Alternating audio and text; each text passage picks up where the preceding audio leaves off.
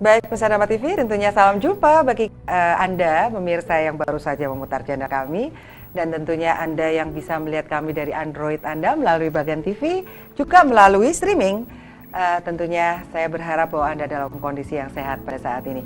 Baik, Pemirsa Dharma TV tentunya masih bersama Bante Jayamedo sebagai narasumber kami. Kemudian ada Mas Buyung dan Mbak Yunius yang kebetulan juga ingin berdiskusi dengan Bante Jayamedo. Baik, tadi kita berbicara tentang perbedaan dalam kebersamaan. Mungkin Mas Buyung tadi ingin bertanya kepada Bante Jayamedo apa yang sudah menjadi unek-uneknya nih. Monggo Mas Buyung. Jadi gini Bante, saya tadi tertarik dengan apa, We Are One itu ya. Kalau di Indonesia itu kan Bhinneka Tunggal Ika. Bhinneka Tunggal Ika itu berbeda-beda tapi satu jua kan gitu. Kalau saya kok cenderung lebih cocok satu tapi berbeda-beda. Jadi apa ya namanya? Ika Tunggal Bhinneka mungkin ya. Jadi bukan Bhinneka Tunggal Ika. Ini juga bahasa dari, bukan bahasa Pali ya Bante ya? Bhinneka Tunggal Sanskerta atau Kawi. Oh, Kawi ya. Karena dari Empu Tatular dari Majapahit. Majapahit ya. Asalnya itu adalah Siwa Buddha. Ya. Bhinneka Tunggal Ika, Tanhana Dharma Mangrua. Siwa Buddha itu Bhinneka. Itu harus realitasnya dulu adalah bukan persatuannya dilihat dulu. Yang dilihat itu adalah realita bermacam-macam. Anggrek pun macam-macam jumlahnya. Roses, apa bunga mawar banyak. Wong Jawa pun nggak satu, beda-beda. Jawa Tengah, Jawa Timur, Jogja, Solo, Semarang, Banyumas, itu bukan satu. Nah ini harus dilihat realitanya itu adalah perbedaan. Tetapi harus memahami kita butuh menjadi satu untuk mencapai kebahagiaan. Kalau tidak mau bahagia, ya jangan jadi satu. Kalau itu Bhinneka Tunggal Ika, bukan Eka. Eka itu satu tapi terbagi. Terjadi beberapa elemen yang menyatu jadi satu, itu Eka. Tapi kalau Esa, itu adalah satu tak terbagi, yaitu yang mutlak. Apapun namanya, jangan dipaksakan satu nama. Nah, di situ. Nah, kemudian apa? Tanhana Dharma Mangrua. Tanhana itu tan ono, ura ono. Oh, tanhono. Dharma Mangrua, tidak ada kebenaran yang mendua. Kalau ada kebenaran mendua, salah satu salah atau dua-duanya salah. Karena kebenaran itu mukanya cuma satu, yaitu apa tadi? Semua mencari kebahagiaan. Ya cukup bener ya, wis. Bahwa semua agama harus memberitakan dan melaksanakan kasih tanpa diskriminasi, tanpa tekanan, tanpa paksaan, tanpa kekerasan. Karena siapapun juga didiskriminasi, nggak suka, tidak ada kebahagiaan. Siapa yang dipaksa itu nggak enak, namanya perkosa. Enak ya? Jadi serawungnya itu, harmonisnya itu, kerukunan ini. Karena itu ada nilai-nilai musyawarah dan mufakat. Seninya justru ada di situ. Seninya di situ.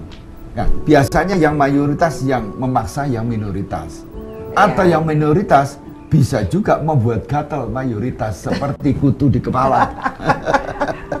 Batu di sepatu, ya kerikil. Kerikil di sepatu. Membuat gatal ya. Dari Empu Tatular. Nah, kita lihat bahwa Siwa Buddha itu dua agama yang beda. Pada saat itu ya, ada dua agama. Dari saat itu dan sekarang pun beda, tidak akan sama. Tapi kalau Anda lihat candi-candi di Jawa Tengah, itu kelihatan Buddha sendiri, Hindu sendiri. Prambanan, Sewu, Borobudur, Kalasan, semua sendiri-sendiri. Tetapi yang penting, ikannya apa? Berdampingan secara damai. Saling menghargai, saling menghormati. Karena arahnya itu ke atas, kepada yang mutlak, yang maha pengasih, lagi maha penyayang. Ujungnya itu semua ke atas, naik ke atas, damping. Nah ini mesti dicontoh. Bisa enggak tempat ibadah itu berdampingan secara damai? Semua mengatakan ya, saya bantu, saya enggak mau ganggu. Nah lain lagi di Jawa Timur, waktu berpindahnya kerajaan ke Jawa Timur, Siwa Buddha itu tidak berdampingan secara damai, tumpuk. Seperti Anda pergi ke Candi Jago, ya, bagi orang-orang dari Malang, Yang bawah itu Hindu, yang di atas itu Buddha. Lah kok bisa? Nah kalau zaman sekarang apa bisa? Satu agama A, lantai atas agama B. Wong dampingan saja kok pada padu. Izin tidak boleh, FKUB, wah macam-macam izin 60, wah. Enggak. Ini contoh. Bagaimana kearifan lokal Indonesia waktu itu kita harus contoh. Bineka, Siwa sendiri, Buddha sendiri. Tapi ikanya ada yaitu kita ingin hidup berdampingan secara damai, secara tulus, ikhlas untuk kebahagiaan bersama. Ini mindsetnya itu. Agama Buddha di Indonesia beda dengan agama Buddha di Thailand, di Sri Lanka dan sebagainya. Buddhanya sama, kitabnya sama, ajarannya sama. Realisasinya tanahnya ini adalah diwarnai dengan kearifan lokal, dengan tradisi-tradisi lokal. Ini yang harus kita hormati. Jangan berkiblat keluar. Agamanya memang berasal dari luar, tetapi pada waktu kesini sudah di blending menjadi satu. Ibaratnya bakpao itu dari Cina, tapi nggak pakai babi. Ada bakcang tapi nggak pakai babi, tapi ada tetap bakso. Nggak ada baknya, nggak ada babinya. Ada hasilnya itu. Ada bakmi keluntung, ada bakmi dok, ada duk. Bukan lagi sono, sini. Karena apa?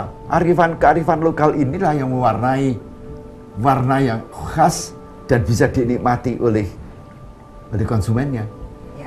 Yang konsumennya adalah masyarakat setempat. Masyarakat ini dan Dekat bisa di dirasakan hati. luar negeri juga bisa merasakan Uniknya. kuliner Indonesia. Nah, agama juga begitu. Iya, agama juga begitu ya, Ya. Bante. Jadi unik ya ketika dia bergabung dengan kearifan lokal. Betul.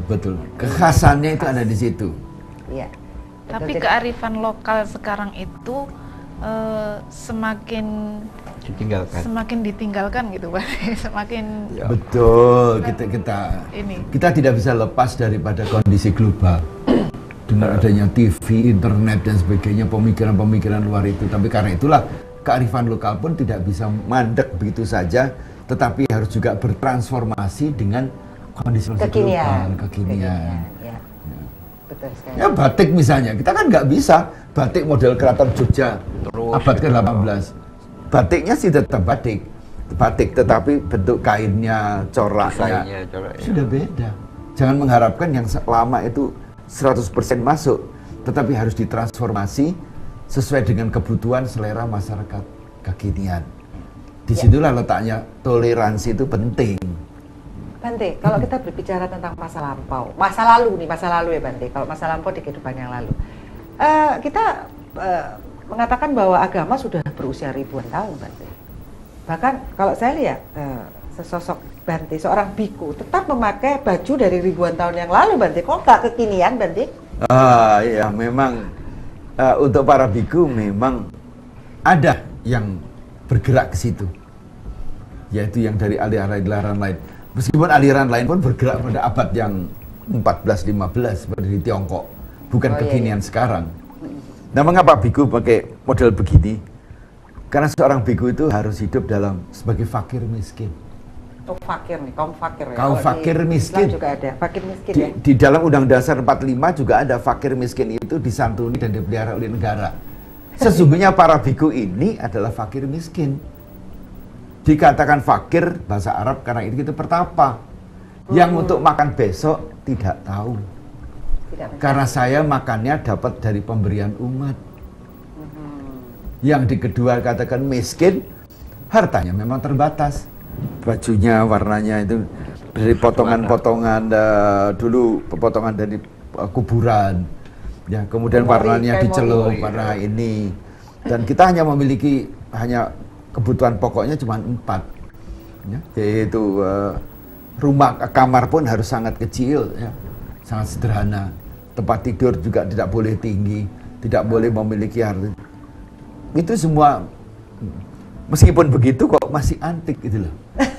Biarpun usianya 2.600 tahun, ya tetap unik. Tetap unik ya. Bisa ke Amerika lagi.